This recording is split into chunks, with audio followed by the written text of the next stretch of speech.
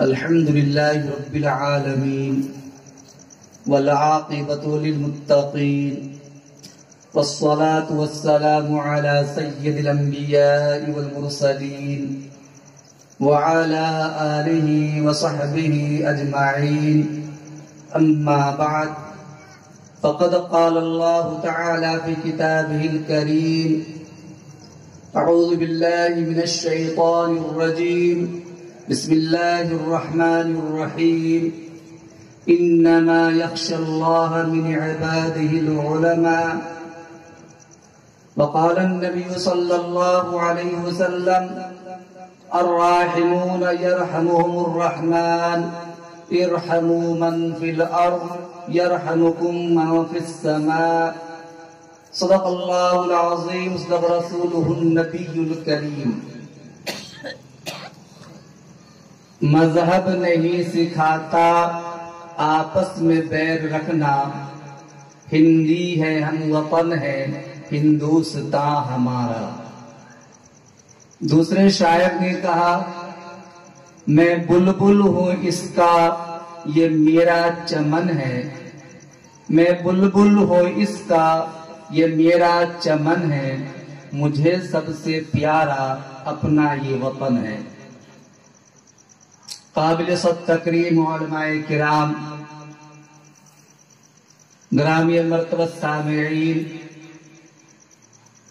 اور عزیز دوستو، قابل تعریف ہیں وہ حضرات جنہوں نے یہ البیلا عنوان منتخب کیا: ہندوستان کی آزادی میں علماء کی قربانیاں. کیونکہ نیو جنریشن اور نئی نسل کو کچھ پتہ نہیں کہ یہ ہمارا ملک کتنی قربانیوں کے بعد آزاد ہوا ہے. ہمارے پرکھوں نے، ویروں نے، جوانوں نے اور حوصلہ مندوں نے کتنی جانوں کا نذرانہ پیش کرنے کے بعد اس ملک کو آزاد کرایا انگریز کے چنگل سے. یہ نئی نسل کو کچھ پتا نہیں. ہو سکتا ہے دو چار نام یاد ہوں. وہ لوگ جنہوں نے خون دے کر اس چمن کو زینت بخشی ہے، وہ لوگ جنہوں نے خون دے کر اس چمن کو زینت بخشی ہے، دو چار سے دنیا واقف ہے، گمنام نہ جانے کتنے ہیں. عزیز دوستو، حضرت مولانا نے بہت ہی جامع گفتگو فرمائی اور تاریخ آزادی کا سنہرا باب آپ کے سامنے پیش کیا. یقیناً میں تائیدی طور پر کہتا ہوں، انسانیت کا آغاز بھی اسی دھرتی سے اور نبوت و رسالت کا آغاز بھی اسی دھرتی سے. اتنا انمول پیارا ملک جس کو گنگا جمنی تہذیب کا گہوارہ کہا گیا، سونے کی چڑیا کہا گیا، پیارا محبت امن و آشتی کا قرارگاہ کہا گیا، اور ہندو مسلم سکھ عیسائی کا گلدستہ کہا گیا. اتنا پیارا ملک کہ جس ملک سے ایمان کی خوشبو اور باد بہاری محسوس ہو رہی تھی، مدینہ منورہ کی سرزمین پہ تشریف فرما ہمارے اور آپ کے آقا سید القونین فخر موجودات محمد عربی صلی اللہ علیہ وسلم کو کہا کرتے تھے کہ مجھے ہندوستان سے ایمان کی خوشبو آ رہی ہے. علامہ اقبال نے اسی کو کہا میرے عرب کو آئی ٹھنڈی ہوا جہاں سے، میرا وطن وہی ہے، میرا وطن وہی ہے۔ سارے جہاں سے اچھا ہندوستان ہمارا، ہم بلبلیں ہیں اس کی، یہ گلستاں ہمارا۔ معمولی بات نہیں، مولانا نے یہ بھی تو کہا کہ یہ ملک علماء کا ملک، صلحاء کا ملک، اولیاء کا ملک، کتب و ابدال کا ملک، ریفارمروں کا ملک، مصلحین کا ملک، رشی منیوں کا ملک، ہر ایک کا ملک رہا ہے۔ چشتی نے جس زمین میں پیغام حق سنایا، نانک نے جس چمن میں وحدت کا گیت گایا، تاتاریوں نے جس کو اپنا وطن بنایا، جس نے حجازیوں سے دشت عرب چھڑایا، میرا وطن وہی ہے، میرا وطن وہی ہے۔ یہی ہندوستان ہے جس کے بارے میں پیغام دیا گیا۔ حضرت کی گفتگو بہت شاندار شگفتہ گفتگو تھی، دل کو لگنے والی گفتگو تھی۔ جس قدر بھی قدردانی کی نگاہ سے اس گفتگو کو دیکھیں اور اس پیار محبت والے کان سے سنیں وہ کم ہے، کیونکہ انہیں پوری تاریخ آپ کے سامنے نچوڑ کر رکھ دی ہے۔ عزیز دوستو، یقیناً یہ ہمارا ملک ہمیں دان میں نہیں ملا، بلکہ بلیدان اور قربانیوں کے بعد ملا ہے۔ کتنی ماؤں نے اپنے بچوں کو کھویا، کتنے بچے یتیم ہو گئے، کتنی بیویاں بیوہ ہو گئی، کتنے بھائی نے بھائی کو کھو دیا، دوست نے دوست کو کھو دیا، لوگوں نے اپنی جانوں کو قربان کر دیا، مال کو لٹایا، عزت و اقربا کو لٹایا، پھر جا کر ہمارا یہ ملک آزاد ہوا۔ ویسے یہ آزاد نہیں ہوا، اس ملک کو آزاد کرانے میں بے شمار علماء کرام کی قربانیاں ہوئی ہے، بے شمار علماء کرام نے اپنی جانوں کو نذرانہ پیش کیا ہے۔ ویروں نے، جوانوں نے، ہمارے مسلم بھائیوں نے، غیر مسلم بھائیوں نے، سکھوں نے، عیسائیوں نے، تمام مذاہب کے ماننے والے شانہ بشانہ چل کر ایک دوسرے سے قدم ملا کر بڑھتے رہے اور پھر انگریز کے دانت کھٹے کیے اور اس ملک کو آزاد کرایا۔ مولانا نے تاریخ بتائی آپ کو، جب تاریخ کے اوراق لڑتے ہیں تو سب سے پہلے جس نے انگریز کے خلاف منظم انداز میں مسلح فوج لے کر قدم بڑھایا وہ نواب سراج الدولہ کے نانا، نام جن کا لیا علی ابن وردی، وہ ابن وردی خان اس ہندوستان میں انگریز کے خلاف آگے بڑھا تھا۔ مولانا ایسا نہیں بتایا، لیکن سلسلہ چلتا رہا یہاں تک کہ غدر 1857 کا زمانہ آتا ہے۔ اس سے پہلے 1818 عیسوی کے اندر حضرت مولانا سید احمد شہید، حضرت مولانا اسماعیل شہید نے پورے ملک کا دورہ کیا، پورے ملک کا دورہ کیا، انگریزوں کے خلاف لوگوں کو جہاد کے لیے اکسایا، ہندو، مسلم، سکھ، عیسائی، جینی، دیگر بھارتی لوگوں کو اپنے ساتھ لیا اور پورے ملک کا دورہ کرنے کے ساتھ ساتھ انگریزوں کے لیے اس ملک کو تنگ کرنا شروع کر دیا۔ لیکن اپنوں ہی کی بے وفائی، بے مروتی، بے حسی کی وجہ سے ان کو اپنے بے شمار ساتھیوں کے ساتھ بالا کوٹ کی سرزمین پہ شہید ہونا پڑا، اپنی جان تو دے دی، انگریز کے رحم و کرم پر جینا گوارا نہیں کیا۔ یہ ہمارے اکابر تھے۔ 1857 عیسوی کا زمانہ وہ قدر کا زمانہ، پرامن زمانہ، مظالم ڈھائے جا رہے ہیں، بچے یتیم کیے جا رہے ہیں، ماں کی آغوش اور گود سے بچے چھینے جا رہے ہیں، مساجد سے قرآن کریم، مندر سے ان کے دھارمک کتابیں ہٹائی جا رہی ہیں۔ کون مسلم، کون ہندو، کون سکھ، کون عیسائی، کون شہری، کون دیہاتی، کون پڑھا لکھا، کون جاہل، کون دشمن، کون دوست، ووٹ ڈالو، حکومت کرو، انگریز کی آواز ہر جانب، انگریز کا غلبہ۔ لیکن ہمارے علماء کرام اپنے برادران وطن کو لے کر آگے بڑھتے رہے، لیکن انگریز کے مظالم کم نہیں ہوئے۔ اسی 1857 عیسوی میں تقریباً 2 لاکھ مسلمان شہید کیے گئے، جن میں 51,000 علماء کرام تھے، 51,000 علماء کرام تھے۔ ان میں بھی 5 علماء کرام دہلی کی سرزمین پہ انہیں پھانسی کے پھندے پہ لٹکا دیا گیا تھا، پھانسی کے پھندے پہ لٹکا دیا گیا تھا۔ 1861 عیسوی میں انگریزوں نے قرآن کریم کے 3 لاکھ نسخے جلائے، 3 لاکھ نسخے قرآن کریم کے جلا دیے۔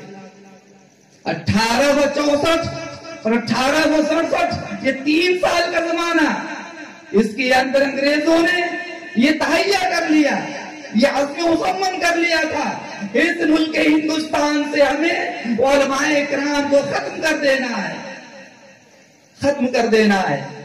چوٹی کے بڑے بڑے علماء تھے، انہیں ختم کرنے کا ارادہ کیا گیا۔ تقریباً 3 سالوں میں 14,000 علماء کرام کو شہید کیا گیا، پھانسی کے پھندے پہ لٹکایا گیا۔ 14,000 علماء کرام کو ان 3 سالوں میں۔ دہلی کی چاندنی چوک سے خیبر تک کوئی ایسا درخت نہیں تھا جس پہ علماء کرام کی گردنیں نہ لٹکتی ہوں۔ جدھر دیکھیے علماء کرام کی لاش لٹک رہی ہے، محدثین کی لاش، مفکرین کی لاش، فقہا کی لاش، امام، مسجد کے امام، خطیب، بچوں کو درس دینے والے، انسانیت کا درس دینے والے، ہندو مسلم پریم محبت کی بات کرنے والے لوگوں کو پھانسی کے پھندے پہ لٹکایا گیا۔ تب جا کر یہ ملک ہمارا آزاد ہوا۔ یہی نہیں بلکہ لاہور کی جامع مسجد کے صحن میں پھانسی کا پھندا لٹکایا گیا تھا۔ روزانہ 80 علماء کرام کو ایک وقت میں لایا جاتا، انہیں پھانسی دے دی جاتی تھی، تندور دھکایا جاتا، علماء کرام کو لایا جاتا، تندور میں وہ جھونک دیا جاتا تھا، بوریوں میں بند کر کے گولیوں کا نشانہ بنایا جاتا تھا، گندے جانور کی کھال میں علماء کرام کو پیوست کر کے بند کر کے اسے دریا میں بہا دیا جا رہا تھا۔ تب جا کر یہ ہمارا ملک آزاد ہوا۔ یہی نہیں، اگر یہ علماء کرام نہ ہوتے، محدثین نہ ہوتے، کتب ابدال نہ ہوتے، سرافیل آزادی نہ ہوتے، مجاہدین آزادی نہ ہوتے، ہندوستان آزاد نہ ہوتا۔ ہندوستان کو سونے چڑیا نہیں کہا جاتا، گنگا جمنی تہذیب کا گہوارہ اسے نہیں کہا جاتا، پیار و محبت امن و شانتی کی قرارگاہ سے ہم نہیں کہہ سکتے تھے۔ علماء کرام نہ ہوتے، تحریک خلافت نہ چلتی، تحریک ریشمی رومال نہ چلتی، انگریز ہندوستان چھوڑو تحریک نہ چلتی، تحریک بالا کوٹ نہ چلتی۔ جتنی تحریکیں چلائی گئی، تنظیمیں قائم کی گئی، یہ صرف ہمارے علماء کرام تھے جو درسگاہوں میں قرآن و حدیث کی تعلیم دیتے تھے، خانقاہوں میں امت کی اصلاح اور تزکیہ قلب کا کام کیا کرتے تھے، اور میدان کارزار میں انگریزوں سے لڑ کر کے اس ملک کو آزاد کرانے کے لیے کوشش کر رہے تھے۔ میرے عزیز دوستو، تب جا کر یہ ملک ہمارا آزاد ہوا۔ اور یہی نہیں، حضرت مولانا حسین احمد مدنی رحمت اللہ علیہ کو کون نہیں جانتا، تحریک خلافت لاہور میں انگریز نے یہ آرڈر جاری کیا تھا، حسین احمد مدنی جہاں مل جائے گرفتار کر لو، گولی مار دو۔ تحریک خلافت کانفرنس لاہور میں ہونے والی ہے، مولانا کا جانا ضروری، ان کی صدارت ادھیکشتا کے اندر پروگرام ہونے والا ہے۔ مولانا حسین احمد مدنی رحمت اللہ علیہ کے بارے میں لوگوں نے یہ کہا کہ اب نہیں آنے والے، کیونکہ انگریز نے آرڈر جاری کیا، وارنٹ جاری کر رکھا ہے گولی مار دینے کا۔ لیکن اس وقت لوگوں کی آنکھیں پھٹی کی پھٹی رہ گئی، حیرت سے لوگ تکنے لگے جس وقت کے مولانا حسین احمد مدنی رحمت اللہ علیہ ہاتھ میں کفن لیے ہوئے اسٹیج پہ پہنچتے ہیں اور لوگوں سے خطابات ہلا کر سلام کرتے ہیں، کہتے ہیں حسین احمد مدنی آ چکا ہے۔ اس کے بعد دیکھا سامنے انگریز کی توپیں ہیں، انگریزی فوج سامنے کھڑی ہے، لشکر موجود ہے، جدھر دیکھو ہر ایک کے ہاتھ کے اندر بندوقیں ہیں۔ مولانا حسین احمد مدنی رحمت اللہ علیہ نے بہت ہی سنجیدگی اور متانت سے ایک جملہ کہا، لیے پھرتی ہے بلبل چونچ میں گل، شہید ناز کی تربت کہاں ہے۔ جب یہ شعر کہا، لیے پھرتی ہے بلبل چونچ میں گل، شہید ناز کی تربت کہاں ہے، آدھے گھنٹے تک نعرہ لگتا رہا، جدھر دیکھو حسین احمد مدنی، انگریز ہندوستان چھوڑو، ہندوستان چھوڑو، حسین احمد مدنی زندہ باد، ہندوستان زندہ باد کا نعرہ لگ رہا تھا۔ اس کے بعد مولانا حسین احمد مدنی رحمت اللہ علیہ پھر کہا، کھلونا سمجھ کر نہ برباد کرنا کہ ہم بھی کسی کے بنائے ہوئے ہیں۔ صاف کہہ دیا تھا انگریز کی فوج میں بھرتی حرام ہے، فرنگی فوجوں میں بھرتی لینا حرام ہے، اس کا ساتھ دینا حرام، اس سے بات چیت کرنا حرام، اس سے کھانا پینا حرام، مکمل بائیکاٹ کا حکم کر دیا گیا تھا۔ جب 1857 کا زمانہ جو تھا، 1857 میں جہاں بے شمار ہندو مسلم علماء پنڈت ہر مذہب کے ماننے والے گرو جب اس ملک کی آزادی کے لیے اپنی جان کا نذرانہ پیش کر رہے تھے، اس موقع پر دو محاذ قائم کیے گئے تھے۔ امبالہ کی سرزمین پہ محاذ قائم کیا گیا جس کی قیادت حضرت مولانا جعفر تھانیسری رحمت اللہ علیہ فرما رہے تھے، اور شاملی کے مقام پر ایک محاذ قائم کیا گیا جس کی قیادت حاجی امداد اللہ مہاجر مکی رحمت اللہ علیہ فرما رہے تھے۔ قلم سلم بڑھا رہے تھے، آگے بڑھتے جا رہے تھے، علماء شہید ہو رہے ہیں، ہزاروں کی تعداد میں جانیں اس ملک کے لیے قربان ہو چکی ہیں۔ حضرت مولانا حضرت موہانی رحمت اللہ علیہ جیل کی سلاخوں میں صعوبتیں برداشت کر رہے ہیں، تکلیفیں اٹھا رہے ہیں، انگریزوں نے جیل کی سلاخ میں ڈال رکھا ہے، طرح طرح کی مصیبتیں پہنچائی جا رہی ہیں، چکی دے دی گئی، چکی چلانا ہے، قیدیوں کے لیے کھانے کا انتظام کرنا ہے۔ مولانا موہانی رحمت اللہ علیہ تمام مصیبتیں جھیلتے رہے، ہے مشق سخن جاری، چکی کی مشقت بھی یک طرفہ تماشا ہے، حسرت کی طبیعت بھی۔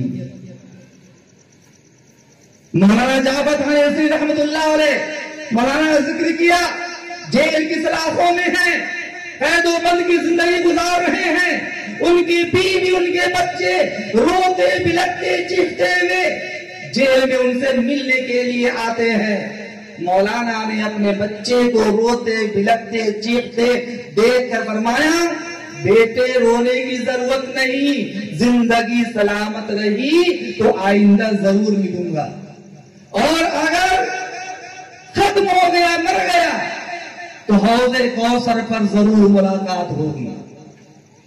اسی جیل کی سلاخ میں رہتے ہوئے مولانا جعفر تھانیسری رحمت اللہ علیہ کی دختر نیک اختر کے نکاح کا تحریر نامہ یعنی خط آتا ہے، جیلر خط لے کر جاتا ہے، مولانا خط کھول کر پڑھتے ہیں، مضمون لکھا ہوا ہے کہ مولانا جعفر تھانیسری کی دختر نیک اختر کا نکاح ہونے والا ہے۔ مولانا جعفر تھانیسری رحمت اللہ علیہ نے خط کو دیکھا، جیلر کو دیکھا اور کہا یہ ایک زندہ باپ کی یتیم بیٹی کا نکاح ہونے جا رہا ہے، زندہ باپ کی یتیم بیٹی کا نکاح ہونے جا رہا ہے۔ یاد کیجئے دل پہ کیا گزر رہا ہوگا۔ شیخ الہند رحمت اللہ علیہ کا انتقال ہو گیا، لوگوں نے انہیں نہلانے کے لیے تخت پہ لٹایا۔ یہی شیخ الہند رحمت اللہ علیہ جو مالٹا کی جیل میں صحبتیں برداشت کر رہے تھے، کالا پانی جیل میں سزائیں کاٹ کر آئے تھے، انگریز کے خلاف باہمت اور حوصلہ مندی کے ساتھ لڑتے رہے، ہمیشہ انگریز کے خلاف علم جہاد بلند کرتے رہے، اس ہندوستان کو آزاد کرانے کے لیے انتقال ہو گیا۔ لاش کو تخت پہ لٹایا گیا، کپڑا ہٹایا گیا، دیکھا کمر پر گوشت کا پتہ ہی نہیں، گوشت ہے ہی نہیں۔ لوگوں نے حیرت سے دیکھا، پوچھا، وہیں پر شاگرد عزیز حضرت مولانا حسین احمد مدنی رحمت اللہ علیہ موجود ہیں، کھڑے ہیں۔ پوچھا گیا کہ حضرت کیا ہوا حضرت کے ساتھ؟ تو آنکھوں سے آنسو بہاتے ہوئے فرمایا کہ بدبخت انگریزوں نے میرے استاد کو جیل میں اتنی سخت سزائیں دی، لوہا گرم کر کے کمر پہ داغتا تھا، جس کی وجہ سے کمر کا گوشت پورا پگھل کر ختم ہو گیا، گل چکا ہے۔ تب جا کر ہندوستان آزاد ہوا۔ یہی نہیں، اور آگے بڑھیے، آخری مغل بادشاہ بہادر شاہ ظفر کا زمانہ یاد کیجئے۔ اتنی بات پہلے بتا دوں، مغل بادشاہوں میں جب تک اورنگزیب عالمگیر رحمت اللہ علیہ اس ہندوستان کی سرزمین پہ حکمرانی کرتے رہے، تب تک انگریز کو ہمت نہیں ہوئی کہ کبھی آنکھ اٹھا کر بھی ہندوستان کو دیکھ لے، کیونکہ وہ مرد مجاہد، مرد قلندر، قطب، ولی، اللہ کا بندہ، 55 سال ہندوستان میں اس نے حکمرانی کی ہے، 55 سال تک حکمرانی کی۔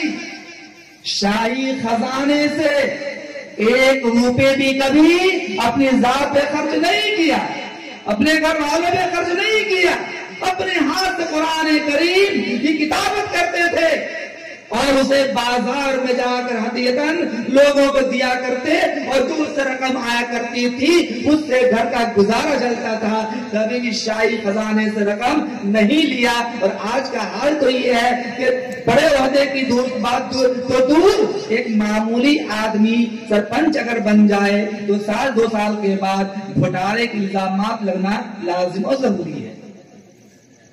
55 سال تک حکومت کرنے کے باوجود 1 پیسہ بھی شاہی خزانے سے نہیں لیا۔ جب تک وہ یہاں پہ رہے تب تک انگریزوں کی ہمت نہیں ہوئی تھی۔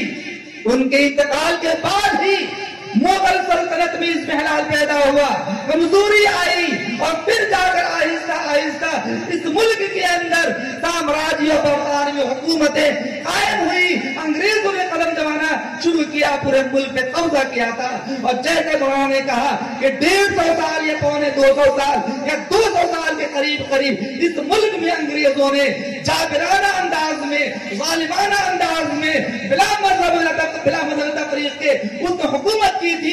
نے مسلمانوں کو بھی ستایا اور غیر مسلموں کو بھی ستایا، مسلمانوں کو بھی مارا، غیر مسلموں کو بھی مارا، سب کو ستایا۔ جب بہادر شاہ ظفر بیٹھا ہوا حسرت کا آنسو بہا رہا ہے، اسی درمیان اس کے 4 لڑکے مرزا مغل، خضر اور عبداللہ اکبر، چاروں کا سر قلم کر کے جسم سے جدا کر کے تشت میں سجا کر بہادر شاہ ظفر کے سامنے پیش کیا گیا۔ انہوں نے آنسو نہیں بہائے، گریزاری نہیں کی، بلکہ چاروں بیٹوں کے سر کو دیکھنے کے بعد کہا تیمور کی اولاد اسی طرح سرخرو ہوتی ہے۔ اس کے بعد چونکہ اس ملک ہندوستان میں دفن کے لیے زمین نہ ملنے پر حسرت کا اظہار کرتے ہوئے کہا تھا کتنا ہے بد نصیب ظفر، دفن کے لیے 2 گز زمین بھی مل نہ سکی کوئے یار میں۔ افسوس اشفاق اللہ خان جس کی عمر آج ہندوستان میں ہر اسکول، ہر کالج، ہر مدرسہ دینی ادارے کے اندر ہندو مسلم اتفاق رائے اس کا نام لیتا ہے، اس کا ذکر کرتا ہے، اس کی قربانیوں کو بیان کرتا ہے۔ کوئی نہیں کہتا ان کے بارے میں وہ فلاں فلاں فلاں۔ ہندو مسلم سبھی دھرم کے ماننے والے لوگ اپنی تعلیم گاہوں میں، اپنی آفس میں، دفاتر میں اس کا ذکر خیر کرتے ہوئے ان کی قربانیوں کو لوگ یاد کرتے ہیں۔ جب انگریز نے انہیں پھانسی کے پھندے پہ لٹکانا چاہا تو آخری خواہش پوچھی اشفاق اللہ خان کچھ خواہش ہے؟ ہو سکتا ہے معافی مانگ لے، ہو سکتا ہے رحم و کرم کی بھیک مانگ لے، ہو سکتا ہے بچوں کے لیے وصیت کر جائے، ہو سکتا ہے کہ اور کوئی مالی مدد مانگ لے۔ کہا کہ نہیں، کچھ آرزو نہیں ہے، بس آرزو ہے تو یہ ہے لا کر ذرا سے رکھ دو خاکے وطن کفن میں، لا کر ذرا سے رکھ دو خاکے وطن کفن میں۔ یہ ہے جاتے جاتے بھی ہندوستان کی مٹی کو اپنی کفن میں لے جانا چاہتے ہیں۔ مولانا نے کہا نا کہ ہندوستان میں چپے چپے پر ہمارے شہیدوں کا خون موجود ہے، ہندوستانیوں کا خون ہے، مردوں کا خون، عورتوں کا خون، بچوں کا خون، ویروں کا خون، جوانوں کا خون۔ یہ 15 اگست کو جو ہم جشن آزادی مناتے ہیں اسی بنیاد پر کہ ہمارے ویروں نے، جوانوں نے، ہمارے بزرگوں نے، ہمارے پرکھوں نے، حوصلہ مندوں نے جان کا نذرانہ پیش کر کے ملک کو آزاد کرایا۔ ہم ان کی قربانی کو یاد کر کے ترنگا جھنڈا لہراتے ہیں۔ آج وزیر اعظم نے ترنگا جھنڈا لہرانے کا جو اعلان کیا گیا، کرایا پورے ملک میں، ہمیں تو اتنا لگتا ہے شاید کہ مدرسے والوں نے جتنی بڑی تعداد میں پورے ہندوستان میں جھنڈے لہرائے، ترنگا ریلی نکالی ہے، ترنگا یاترا نکال کر ویروں کی قربانیوں کو یاد کیا ہے، شاید کہ دوسرے دھرم والوں نے ایسا ثبوت پیش نہیں کیا ہوگا، ایسی محبت کا نذرانہ پیش نہیں کیا ہوگا جتنا آج مسلمانوں نے بڑی بڑی تعداد میں بڑی ریلیاں نکال کر شاندار انداز میں ہندوستان زندہ باد، مجاہدین آزادی زندہ باد نعرہ لگا کر ریلیاں نکال رہے ہیں اور اپنے جاں بازوں ویروں کی قربانیوں کو یاد کر کے نئی نسل کو بتا رہے ہیں کہ اے نئے لڑکے، اے نئی نسل کے لوگوں، سننے والے سنو، جب بھی ملک کے لیے جان کی ضرورت پڑے اپنی جان کو ملک کی حفاظت کے لیے قربان کر دینا۔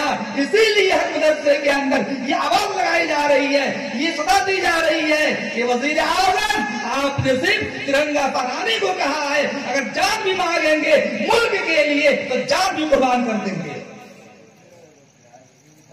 اسی لیے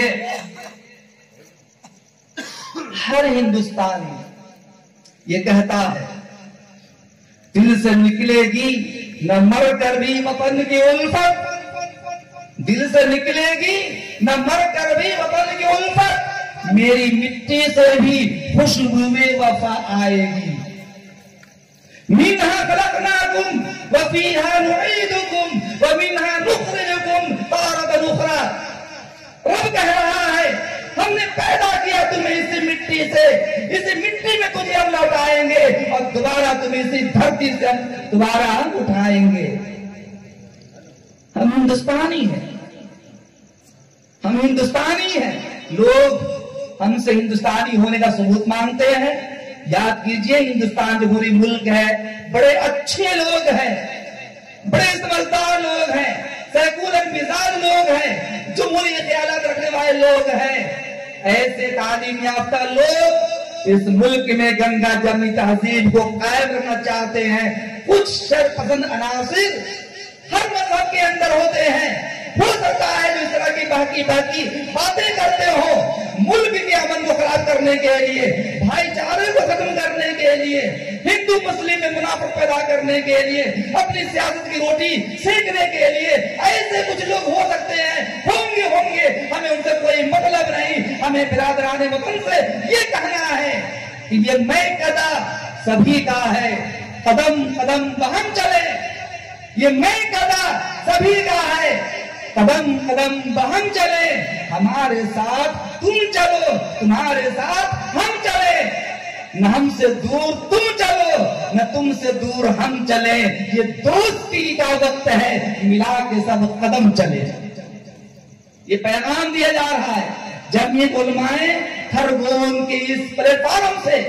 علماء کرام ہر ایک ہی کہتے ہیں ملے گی منزل مقصود، یہ ایمان رکھتے ہیں ہم اپنی رہنمائی کے لیے قرآن رکھتے ہیں۔ وفاداری وطن سے ہو یہی قرآن کہتا ہے، وفاداری وطن سے ہو یہی اسلام کہتا ہے۔ ہم اپنے دل کے ہر گوشے میں ہندوستان رکھتے ہیں۔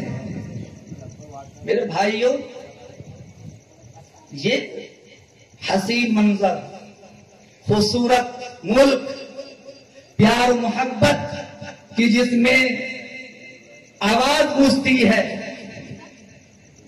جس کے اندر ہمدردی اور انسانیت و شرافت کی تعلیم دی جاتی ہے، ہم سب یہی پیغام دینا چاہتے ہیں اور یہ کہنا چاہتے ہیں آج ہمیں ملک سے کرپشن کو ختم کرنا چاہیے، آج ہمیں ملک سے جہالت کو ختم کرنا چاہیے، آج ہمیں ملک سے غریبی کو ختم کرنا چاہیے، آج ہمیں ملک سے ہندو مسلم تفرقہ بازی اور منافقت کو ختم کرنا چاہیے، آج ہمیں ملک سے مذہبی جو منافقت پھیلائی جا رہی ہے اسے ختم کرنا چاہیے اور ایک آواز ہو کر یہ کہنا چاہیے گلشن ہند کو سینچا ہے لہو سے ہم نے، گلشن ہند کو سینچا ہے لہو سے ہم نے۔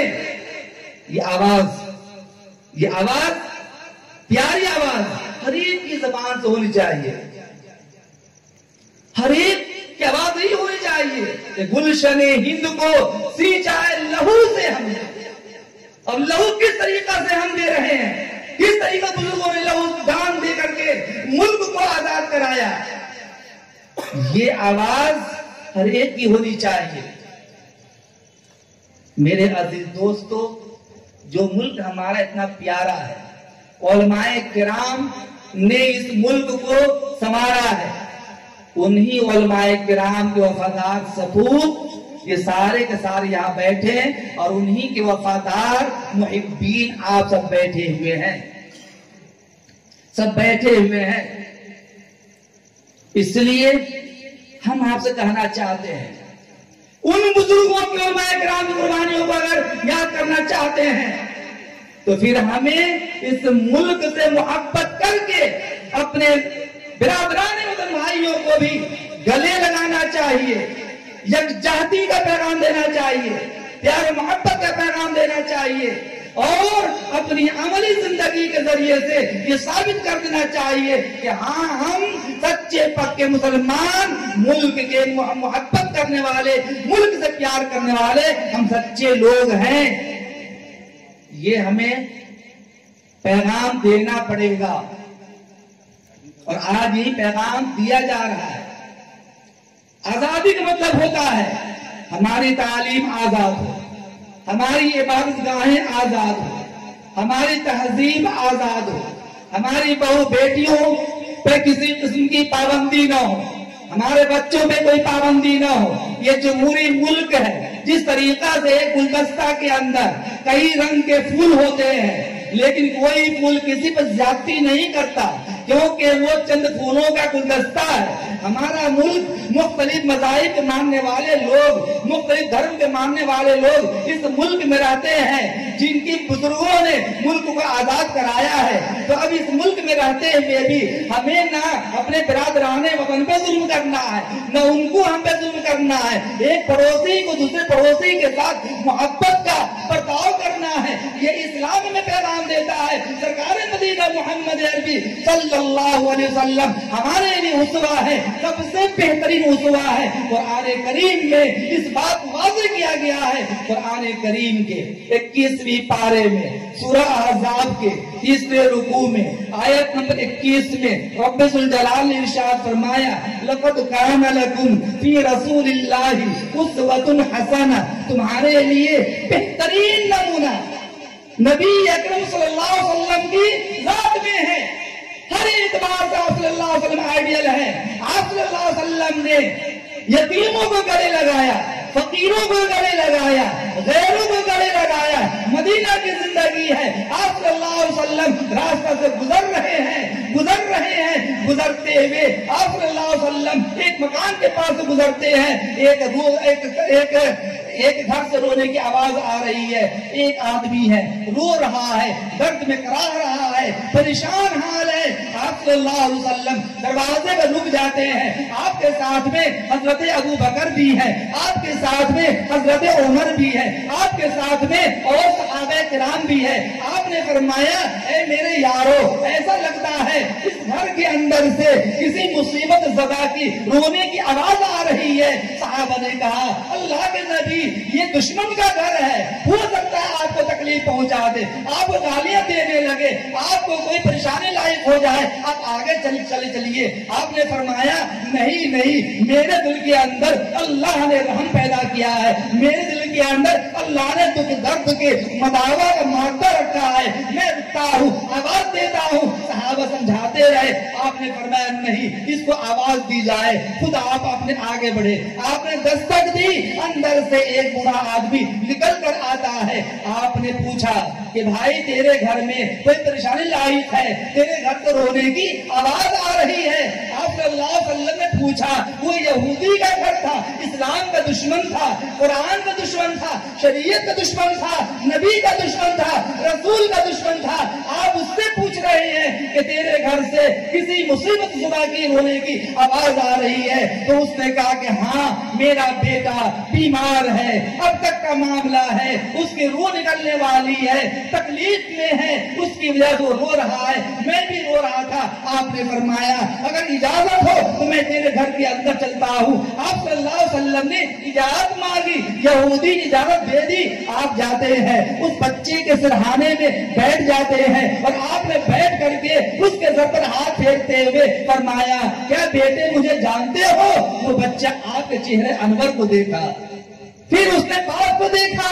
مطلب یہ تھا کہ ابا جان بتاؤ کیا کروں، ہاں کہوں یا نہ کہوں؟ آپ نے پھر پوچھا کہ بیٹے کیا مجھے جانتے ہو؟ اس بچے نے باپ کو دیکھا، باپ نے کہا کہ کیا بیٹے جانتے ہو تم؟ اس نے سر پھرایا، ہاں میں جانتا ہوں۔ تو حضور نے فرمایا، بیٹے جب جانتے ہو مانتے کیوں نہیں؟ مان لو۔ اس نے باپ کو دیکھا، پھر باپ نے کہا کہ ہاں بیٹے مان لو۔ اس نے کہا کیا کہوں؟ آپ نے فرمایا بیٹے اتنا کہہ لو لا الہ الا اللہ محمد الرسول اللہ. اس بچے نے یہ کلمہ پڑھا اور اسی اس کی روح پرواز کر گئی, روح فنا ہو گئی اور وہ جنت کا حقدار بن گیا. میرے عزیز دوستو, نبی کے اخلاق نے ایک جہنم میں جانے والے کو, اسلام کے دشمن کے بچے کو جنتی بنا دیا ہے. یہ اخلاق ہے. اسی لیے ہمارے آقا محمد عربی صلی اللہ علیہ وسلم نے ارشاد فرمایا انما بعثت لاتمم مکارم الاخلاق, میں تو اخلاق کی تکمیل کے لیے دنیا میں بھیجا گیا ہوں. ہندوستان آزاد ہو گیا, اس کا یہ مطلب نہیں ہے کہ ہم جو چاہے کریں. نہیں, ہمارے ملک میں قوانین ہیں, ہمارے ملک کے آئین ہیں, ہمارے ملک کے دستور ہیں, شریعت کے قانون ہمارے اپنے ہیں, شریعت پہ عمل کرنا ہے, ہندوستانی آئین پہ بھی عمل کرنا ہے. جہاں جو عمل کرنا, جس کا جو دستور بنتا ہے اس کے اعتبار سے عمل کیا جائے گا. یہ نہیں کہ ہم ہندوستان کے قانون کو اپنی مٹھی میں لے لیں اور جس پر چاہے ظلم کرنا شروع کر دیں. ایسا نہیں. حضور نے فرمایا جس ملک میں رہتے ہو اس ملک سے محبت کرو. اسی لیے کسی بزرگ نے کہا ملک سے محبت کرنا, وطن سے محبت کرنا یہ ایمان کی علامت ہے, ایمان کی علامت ہے. اسی لیے ہم نے جو کہا کہ گلشن ہند کو سینچا لہو سے ہم نے, بیج نفرت کے کسی کو نہیں بونے دیں گے. جسم کے ہو جائے ہمارے کتنے ہی ٹکڑے, اس ملک کے ہم ٹکڑے نہیں ہونے دیں گے. یہ مصیبت ہوگا جبکہ ہم ایک ساتھ رہ کر پیار و محبت کا گیت گائیں گے اور یہ کہیں گے سارے جہاں سے اچھا ہندوستان ہمارا, ہندی ہے ہم وطن ہے ہندوستان ہمارا, یا ہم بلبلے ہیں اس کی یہ گلستہ ہمارا, یہ کہا جائے گا. تب جا کر ہندوستان دوبارہ سونے کی چڑیا اور گنگا جمنی تہذیب کا گہوارہ بنے گا. ورنہ دشمنی, رہزنی, ڈاکہ زنی, بھوک مری, جہالت, کرپشن جس طرح آج سر چڑھ کے بول رہا ہے, دن بدن یہ بیماری بڑھتی چلی جائے گی اور انسانیت ختم ہو جائے گی. ایک انسان کی جان گدھے اور کتے سے بھی کم تر ہو جائے گی. جو چاہے گا جس طرح چاہے گا انسان کی جانوں سے کھلواڑ شروع کر دے گا. یہ اس وقت ہونا ہوگا جب ہندوستان سے محبت نہیں کرے گا تو. لیکن جس دن انسان سے ہندوستان سے محبت کر لے, انسان انسان ہوگا, ہندوستان ہندوستان ہوگا. یہ علماء کرام, میں اپنی بات پوری کر رہا ہوں, یہ علماء کرام انبیاء کے وارث ہیں. جس طریقے سے سرکار دو عالم صلی اللہ علیہ وسلم نے امن و شانتی کا پیغام دیا. فتح مکہ کا موقع ہے, فاتحان شان صاحب مکہ میں داخل ہوئے ہیں, لیکن آپ صلی اللہ علیہ وسلم نے ان ظالموں پہ جنہوں نے آپ پہ ظلم اٹھائے تھے, جنہوں نے آپ کو ستایا تھا, آپ کے دندان مبارک شہید کیے تھے, کسی سے بدلہ نہیں لیا. سب سے کہا جاؤ, معافی کا اعلان ہے. آج ہمارے علماء کرام یہی کہتے ہیں کہ اپنے بھائیوں کو گلے لگاؤ, ظلم نہ کرو, اپنے بھائیوں کے ساتھ کاروبار بڑھاؤ, بزنس میں آگے بڑھو, پارٹنرشپ بناؤ کاروبار میں, ایجوکیشن کی دنیا میں آگے لے جاؤ اور پیار و محبت کا نذرانہ پیش کرو. جہاں تک ہمارے لیے یہ دوستی کی باتیں ہیں, مذہبی امور سے ہٹ کر کے ہمیں دوستی میں, پیار و محبت میں اپنے کو اور اپنے ساتھیوں کو, بھائیوں کو لے کر چلنا پڑے گا. آپس سے ہم نفرت کو ختم کریں گے. یہ علماء کرام جمعیت کے اس پلیٹ فارم سے آپ کو پیغام دے رہے ہیں اور غیر مسلم بھائیوں کو بھی پیغام دے رہے ہیں کہ آپس میں مل جائے, محبت سے رہیں. باہری شر پسند عناصر کی باتوں پہ دھیان نہ دیں. ہمیں ایک ساتھ رہنا ہے, کاروبار کرنا ہے, شہر میں رہنا ہے. لوگ آگ لگانے کی کوشش کریں گے, کر کے چلے جائیں گے, لیکن ہمیں تو رہنا ہے. ہمیں گلے سے گلے مل کر بھائی چارے کے ساتھ زندگی گزارنا ہے تو ہمارا یہ ملک آگے بڑھے گا, پھر یہ محبت کی فضا قائم ہوگی. میرے عزیز دوستو, یہ علماء کرام انبیاء کے وارثین ہیں. سب سے زیادہ اللہ سے خوف کرنے والے یہی علماء کرام ہیں. ان سب نے یہی پیغام دیا کہ لوگوں ہمیں اس ملک کو جس طرح بزرگوں نے آزاد کرایا اسی طریقہ سے ہم کو اور اس کو آگے لے کر جانا ہے, ترقی دینا ہے, پیار کے اعتبار سے, تعلیم کے اعتبار سے, ہر اعتبار سے. اور یہ کل کا دن جو ہم 15 اگست منانے والے ہیں, جس میں پورے ملک کے اندر جشن آزادی کا پروگرام منایا جائے گا, میں تو کہتا ہوں جمعیت کے بڑے ذمہ دار بھی کہتے ہیں ہر مدرسے میں اس طرح کا پروگرام ہونا چاہیے تاکہ ہمارے علماء کرام کی قربانیاں ان کے سامنے پیش کی جائے اور وہ ساری قربانیوں کو سمجھ سکے, یاد کر سکے اور یہ اعلان کر سکے اس ملک کو آزاد کرانے میں ہمارے بزرگوں کی قربانیاں زیادہ ہیں. ہمارے بزرگان نہ ہوتے ملک آزاد نہ ہوتا.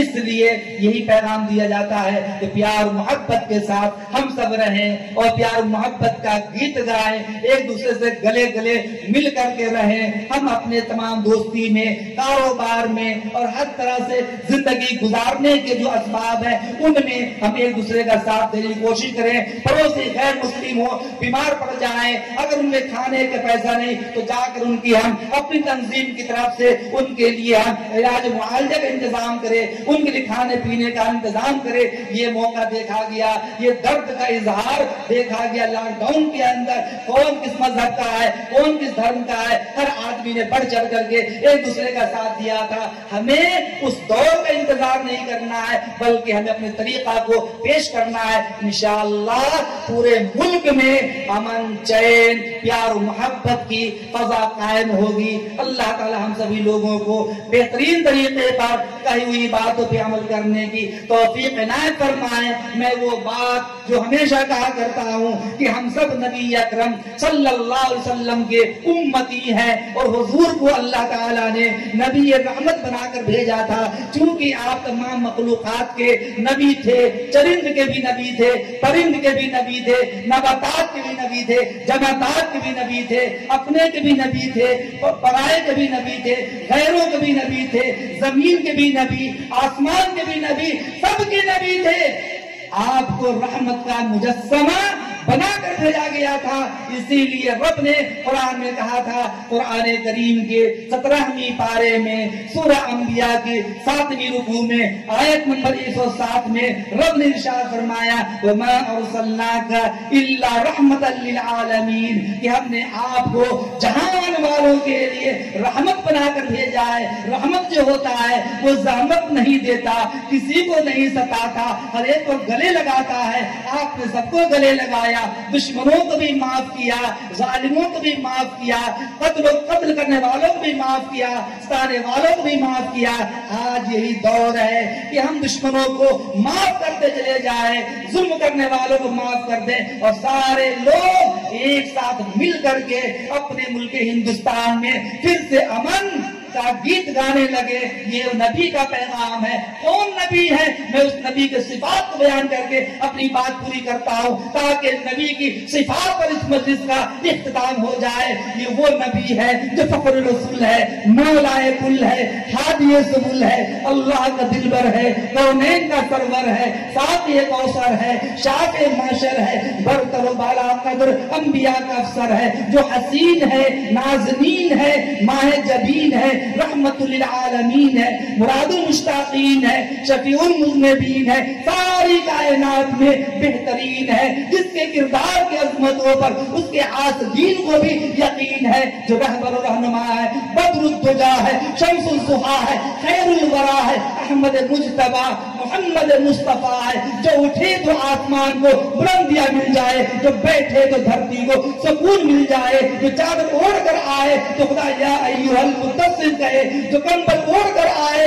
یا ایھا المزمل سے معنون ہو جائے, جس کی جبین کی چمک سے صبح سویرا حاصل کرے, جس کے زلفوں کی مستی سے رات تاریکیوں کی بھیک مانگے, جس کی خوشی سے جنت میں چلنے لگے, جس کے غصہ سے جہنم ابلنے لگے, وہ ہے ہمارے اور آپ کے آقا سرکار دو عالم محمد عربی صلی اللہ علیہ وسلم۔ اللہ ہم لوگوں کو اپنے علماء کرام کی قربانیوں کو یاد کرنے اور ان کے مشن کو جو زندہ کیا تھا ہمیں لے کر پڑھنے کی توفیق عنایت فرمائے۔ پورے ملک میں محبت کا پیغام پہنچایا جائے، اس کی ہم سب کو توفیق عنایت فرمائے۔ ملک سے فتنے کو، فساد کو، شر پسندی کو ختم کرنے کی ہم سب کو توفیق عنایت فرمائے۔ وآخر دعوانا الحمدللہ رب العالمین۔